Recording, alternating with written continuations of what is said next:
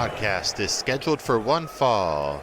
Coming in at 195 pounds from Studio A, he is the reigning, defending, undisputed host of the Ring of Thunder, Sexy Thor! Oh my god! Say it isn't so, Sexy Thor. You broke your own rule, and you're doing this on a Mjolnir Monday. Why? Well, you know, Lightning Lad and I sort of fancy ourselves a couple of disruptors and rule breakers, and that applies to, you know, the general conventions of podcasting and internet show business and stuff. And also it applies to our own rules. But it's not going to be a weekly thing. Maybe I'm just bending this rule a bit. I mean, I don't know. All I know is I'm starting to miss doing this on a weekly basis, I think? ? Because, okay, let's be honest, let's be real. This year, ye old 2022, kicked off with a bang. Day one Fallout Raw, Pro Wrestling Turbo show, or has there been one or two of those shows so far this year? Oh my god. No, I think it's only been one. But there's going to be a second one coming up here in a couple weeks, May 27th, which I guess is like less than 3 weeks, so almost 2.5 weeks. But on that, there's been a little bit of a change there because due to unforeseen events, Savannah Evans cannot compete in the championship against Joshua Cutshaw, and instead will be Anthony Henry, who I'm trying to... big name on the indies, but I'm pretty sure I've actually seen him on AEW, so yeah. And he comes as, of course, highly regarded by a lot of people, so should be a really awesome match. And then maybe while I'm talking and stalling, I'll just like sort of grab my phone and try to sneak a look at what else has been announced here. But what am I doing here on a Mjolnir Monday to talk to you? Well, okay, so we were talking about how the year pretty much started with a bang with day one, the Fallout Raw. Normally years don't start off this incredibly. Usually it takes a little bit of a go. And I've talked to you since SC Comic Con, and I've always said like how my years, at least especially considering last year, and by God, this time last year, post SC Comic Con, my years start to go from like 35 miles per hour to 120 miles per hour. Well, not really detecting any increase of speed lately. And I really think it's because besides the fact that my personal life isn't as much in crazy flux and bouncing around all over the place as it was a year ago, but also it's because I've been getting a little bit too good at getting ahead on the assignment. Because, well, as you saw from the Witches playlist video that Fall Horseman posted a couple weeks ago, Spooky Thor is currently MIA. So if you have any information on his whereabouts, do contact Ring of Thunder or Thunder Talk or Fall Horseman through any of our channels. We really need him back by about September-ish. So yeah, if you have any information, please help. Any help finding him would be appreciated. But in the meantime, I'll be here. And yeah, like I was saying, because I'm going to be diverting off on about 8 different kinds of tangents, but special Thunderverse flavor podcast for you. I'm here because, yeah, honestly, I have nothing else going on that's bugging my attention too much, which sounds like I'm complaining. Kind of am, but also mostly fortunate thing. But this past weekend was Impact's Under Siege Impact Plus pay-per-view, and also it was WrestleMania Backlash. So that's why I'm here. But again, yeah, like I was saying, I've been like, wow, not enough chaotic fun in my life right now. And so while I'm busy like sleep depriving myself and doing all these funny things, I mean, really, it's just be up since 5 a.m. on Thursday and still going to see the late show of Doctor Strange. Honestly, that's been it so far. That's nothing. And I am talking to you right now while I've had been nursing a little bit of a headache because I did watch WrestleMania Backlash at Dave & Buster's the night before. Don't worry, I was safe, but I also didn't drink enough water to where I wasn't drunk, but also my body was kind of dehydrated because beer. So I had like 1 glass of water, or God, did I even have a glass of water? I don't know. But I did wake up with a little bit of a headache. And that's what happens to the body. Things come in, it absorbs the hydration out of your body, and then regardless of how you're feeling at that time, you can feel completely normal, and then just a while later, you just start to get headachy. I don't know why I'm explaining this to you. If you listen to this, you probably know the science behind that. Behind salt. Under Siege, by the way. Yeah. So I tried pausing this as it was starting, thinking it would hold my place, and it looked like it would. Like I paused it. And then I went and I watched the newest episode from that Paramount Plus series, The Offer, which is a telling of the events of The Godfather, if that's something you care about.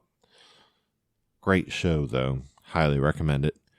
And then I come back after that episode, press play back on Under Siege, and it seems to be starting where it left off, because it was beginning, well, let's just dial it back a bit, because the pre-show, which I definitely didn't watch, but it looked like it had some really cool matches on it, had Heath and Rhino defeating Raj Singh and Shira, and then there was a triple threat. Scroll down, please. And Rich Swann was defeated Laredo Kid and Mike Bailey in one of those triple threats. Like we talked about before, that Impact has triple threats for like no gold on the line at all, which is still cool. And he won, and apparently Rich Swann is going back on his own again because Willie Mack let his contract expire with Impact, and now he's taking bookings and going back out on the indies. So all best of luck, and hopefully we'll be seeing him somewhere down the line again, because he's really an awesome competitor. And so now that we got the countdown show underway, or out of the way, so start off with Giselle Shaw taking on one half of the Knockouts Tag Team Champions in Madison Rain. I didn't know this was a feud at all, but here we go. And I don't think it was ever like announced on Impact Television, so this was just coming up, who knows from where. But yeah, Giselle Shaw ended up winning. Now, what I saw was like a minute of this match, and then all of a sudden, literally the next frame was Trey Miguel and Ace Austin fighting for the X Division Championship. That's not a normal transition, so my TV just said, screw it, we're going forward in the action. Which sucks, because apparently it skipped over Chris Sabin defeating Steve Macklin. And then Taya Valkyrie retaining the AAA Reina de Reinas Championship against Deonna Purrazzo. And then afterwards, Purrazzo attacked Valkyrie, and then Mia Yim made her shocking Impact return. So that's really awesome, because that was her main stage that got her the fanfare momentum leading up to her going to the Mae Young Classic, and then the fans in the crowd chanting for WWE to sign her, and thus her NXT run. Now I'm trying to think, because like I said, definitely not as versed in Impact history as, let's say, WWE history, or obviously AEW history.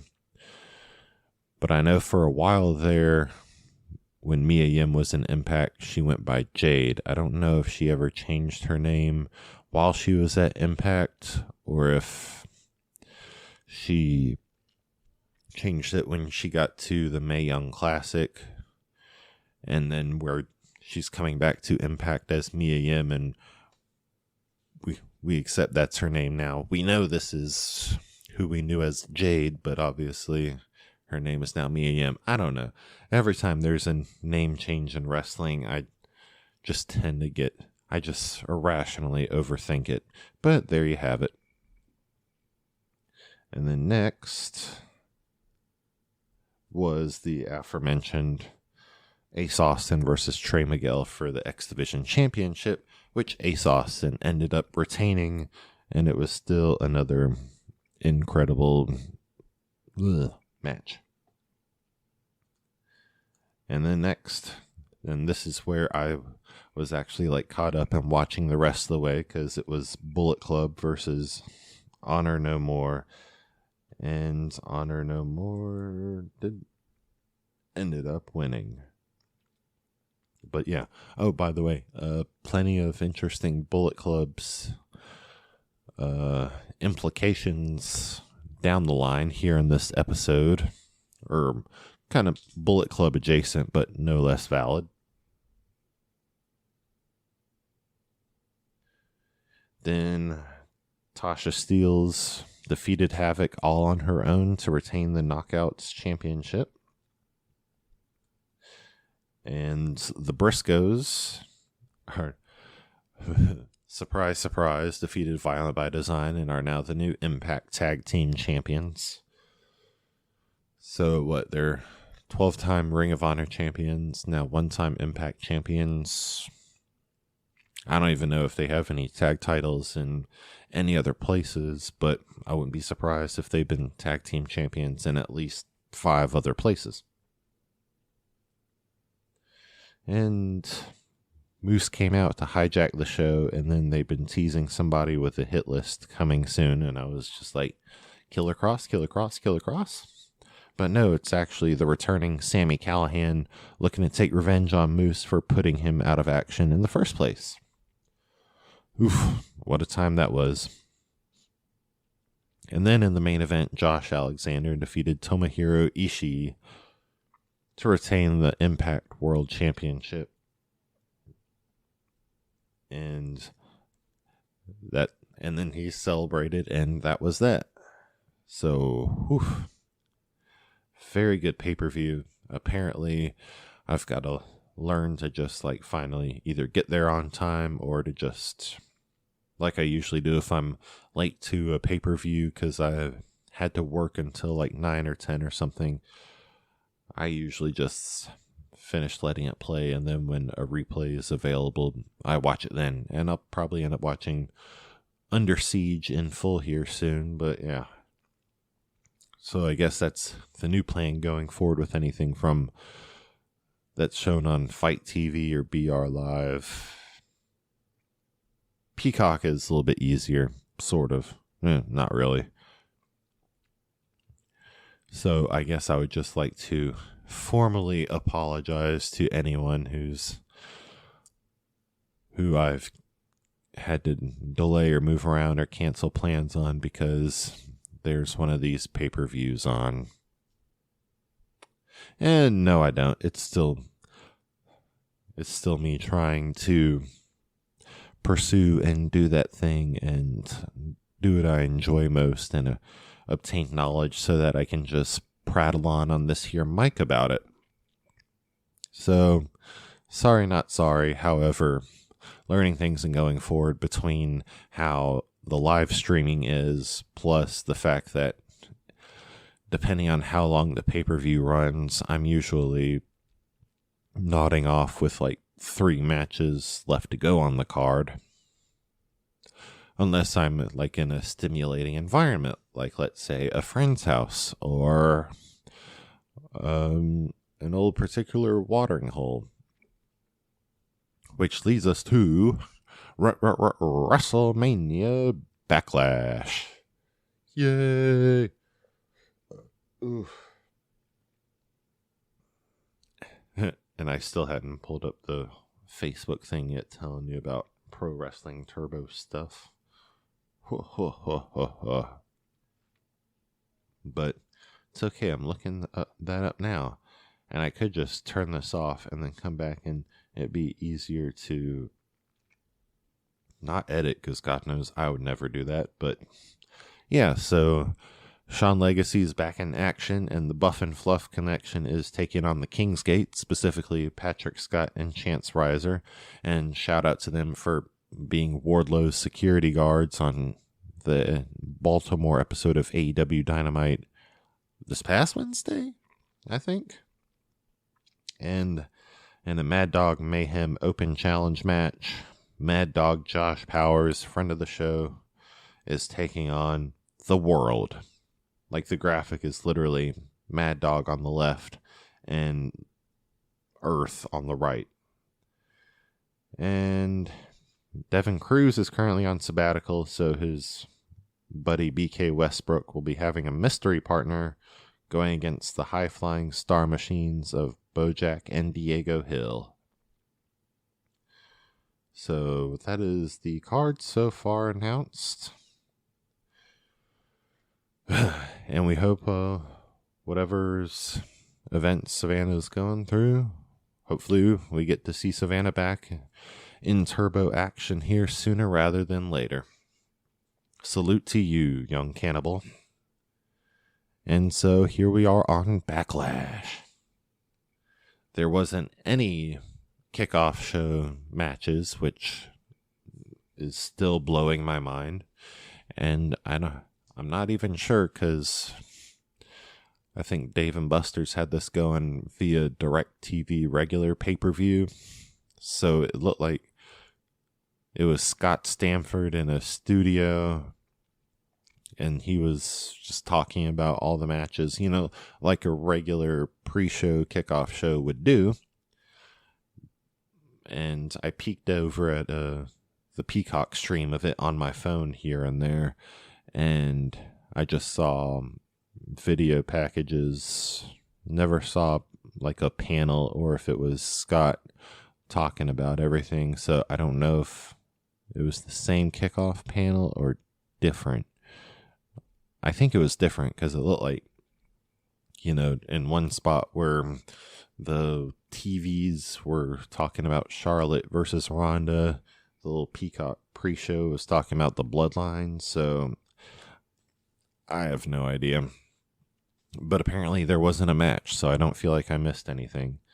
Except it's not really just the match that makes the kickoff show like a little neat extra thing, but also when backstage interviews are happening, or when, you know, certain superstars like an R-Truth crash the kickoff panel. Like, those are actually, they can be pretty funny, or just, you know, nice little story nuggets. But we did get started off with Cody Rhodes versus Seth freaking Rollins 2. And once again, it was a hell of a match. And Seth even tried to do Dusty's bionic elbow. But Cody got the best of him on that. And Cody did tease the pedigree again at some point. Which is just like, wow. I mean, how do you tease something across the span of months and across two different separate competing companies? Well, Cody Rhodes found the answer to that, didn't he? And then, oh yeah, and Cody won, by the way. And then next up, Omos defeated Bobby Lashley, of course, with some MVP's help, which is definitely the biggest win so far of Omos's career, I would dare say, even though Omos did squash AJ Styles, who's had a decorated and storied career in his own right. So I'd say a W over Bobby Lashley is definitely around up there with the whole victory over AJ levels. However, he did need this win to like officially solidify and justify his partnership with MVP. So there we go. Omos and MVP is a tandem that we all have to keep our eyes on here in the coming year, or the coming months of this year, 2022. Stuff, things, time is for humans. And then next up is Edge versus AJ Styles 2. So the first 3 matches, and they're all rematches. And it doesn't stop there.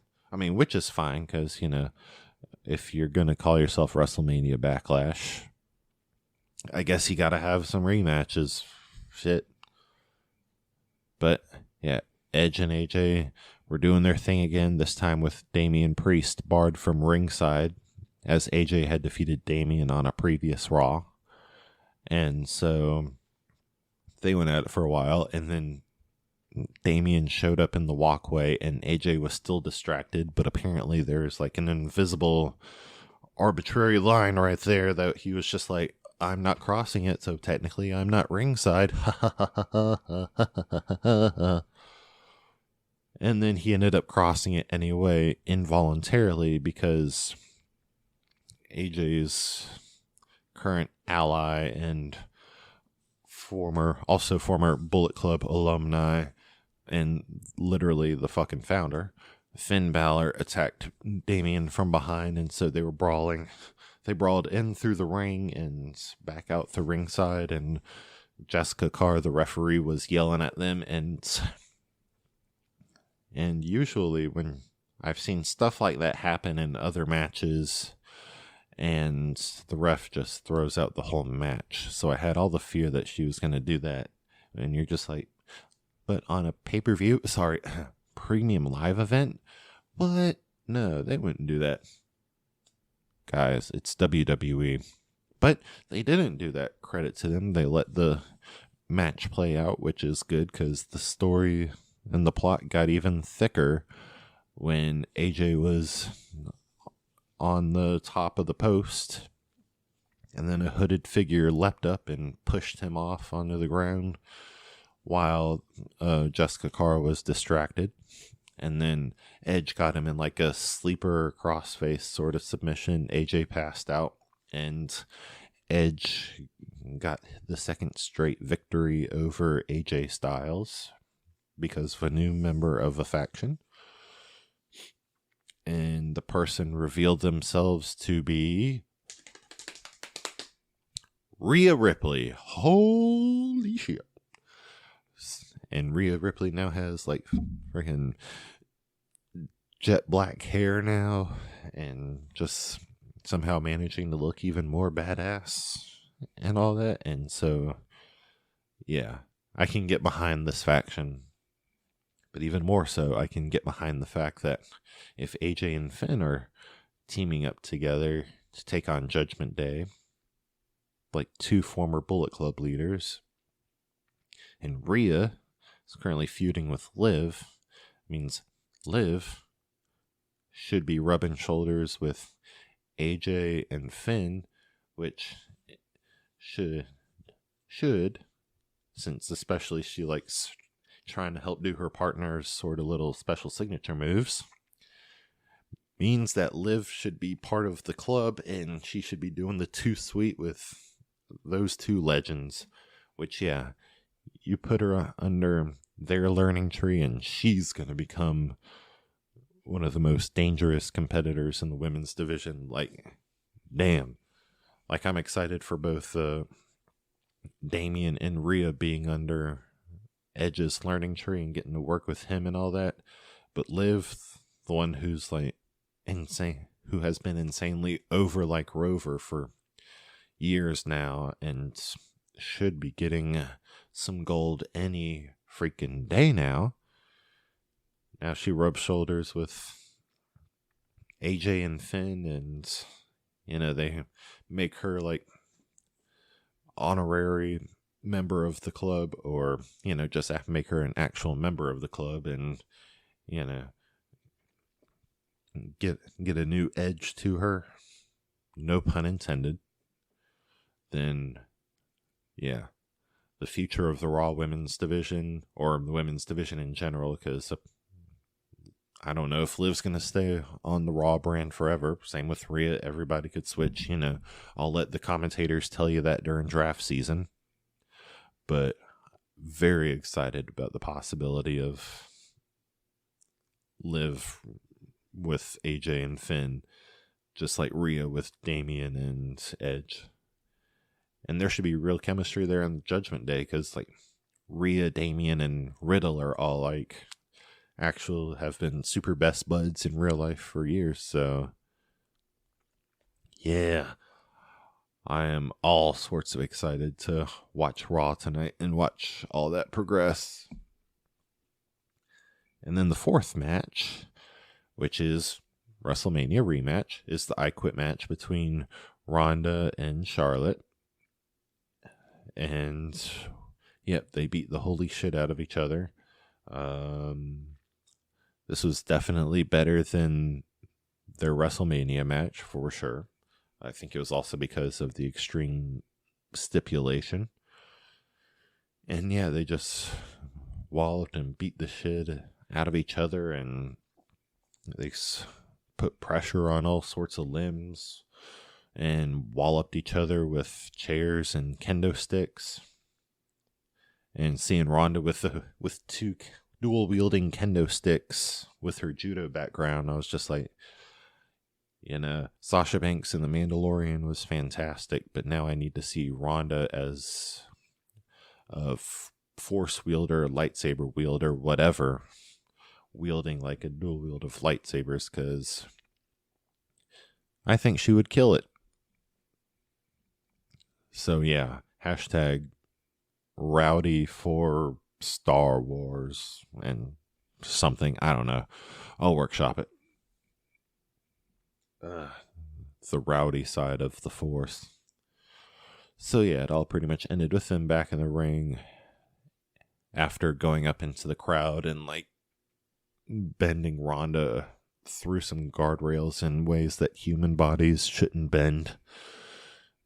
And Pat McAfee acknowledging that there's actually a kid dressed up as the Fiend in the ringside front row.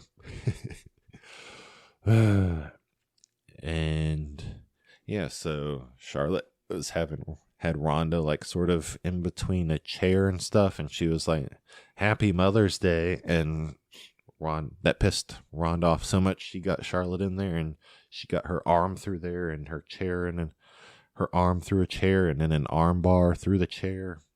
I'm describing it in the worst kind of way, and they go, ugh. And the ref was like, "Do you quit?" And Charlotte was like, "No." And Ronda was like, "I was hoping you'd say that." Beep. And then she just continued to mangle Charlotte's arm in angles that arm shouldn't go through. And Charlotte was finally like, I quit. And and then Ronda Rousey became SmackDown Women's Champion for the first time, and she is now a 2-time Women's Champion. So, yeah. And apparently Charlotte will be going away for a good while. I don't know if she's finally getting married or what, but when at some point they were playing a series of videos and video packages, and I think Kayla said that with Charlotte had like a fractured, I don't know if it said discus or radius. I think she said radius, and I was just like, wait, what in the human body is a radius? Because all I know about radiuses is that it's used to measure circles. So, what do? I don't know. So, yeah, Charlotte's gone away for a while. Please tell me, Thunderverse, where is a radius in your body? And then Madcap Moss defeated Happy Corbin in the first of 2 of non-rematches on the card, which I'll say, even though some people's like, I want Riddick Moss, not the Madcap, I gotta say babyface Madcap Moss actually tells some pretty funny fucking jokes.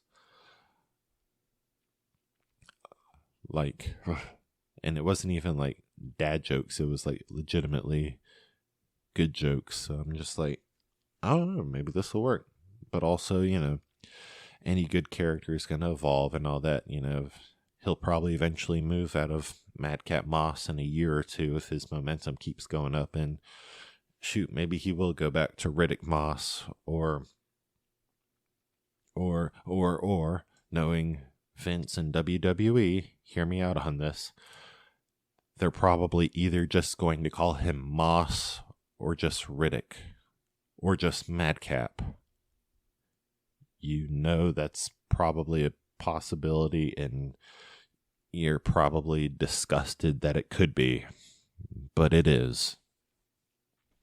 And then up here in our main event, the Bloodline takes on Drew McIntyre versus RK Bro. Now, people have had issues, and I think rightfully so, about this all of a sudden just getting changed from a title unification match to a 6-man tag with like nothing on the line. Which I did sort of realize that there is sort of a story thing to it, because on their way, on the little singles matches they have to quote unquote build momentum towards the big championship match. Like the Usos got a goose egg in the win column against RK Bro in those singles matches. So the way I saw it was, Roman saw them lose in the singles matches, and he lost absolutely all faith in the fact that the Usos could deliver and unify those tag titles for the Bloodline. So Roman just came in and made the executive decision that instead of that, they're going to do a 6-man tag so he can handle this whole Drew McIntyre mess, and they can just get a win over RK Bro to teach them about bad-mouthing the Bloodline. And then, I don't know, maybe they'll go back later and do Usos versus RK Bro to unify the tag titles. And why? Well, the Bloodline did get the win over Drew McIntyre and RK Bro, so maybe with that dub in the win column, Rome will be like, okay, now we can try again for you guys to unify the tag titles. Possibly, I don't know. While in the meantime, Roman goes into his own championship program against Drew McIntyre, because that seems to be his summer program after a sort of stale-ish start to his little undisputed WWE Universal Championship reign, but ends after just dropping the Nakamura feud just like that.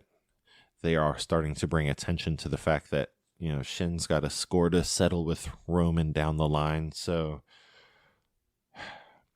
I probably see it like it's going to be McIntyre for Hell in a Cell, then Shinsuke real quick for Money in the Bank, and then at SummerSlam it could very well be Roman versus Cody. So I don't know, we shall see. But yeah, Backlash, just under 3 hours, just like how I like it. Honestly, if I watched it at home, I don't know if I would have fallen asleep or not, really. I don't know. I had been up since 6:30 in the morning, so in all honesty, I could have fucking just passed out at 9:30. But the fact that it ended right before 11 sort of makes me think like, well, or maybe not. I don't know. My body's weird.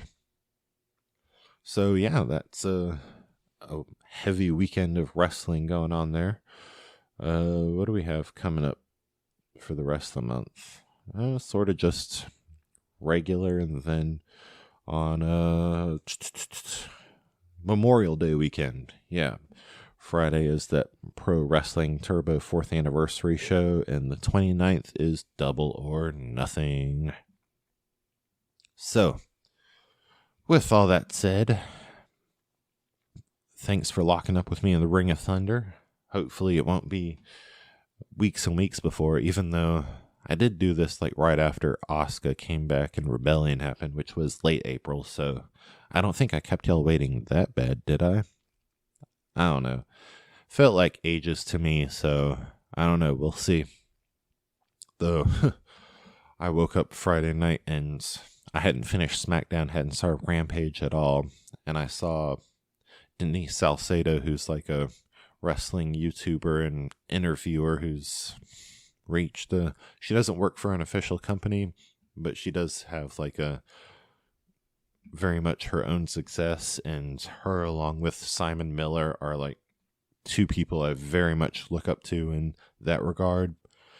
And yeah, I saw a notification from YouTube that her SmackDown and Rampage post show was on there, and I was just like, man, if I did shows for, or post shows for all these shows on that kind of regular basis, literally nobody would ever see me socially except for maybe one day a week. So yeah, but you know what? The more I Ring of Thunder, the better I feel, and hopefully the further I get. So you never know. So yeah, kick butts, not nuts.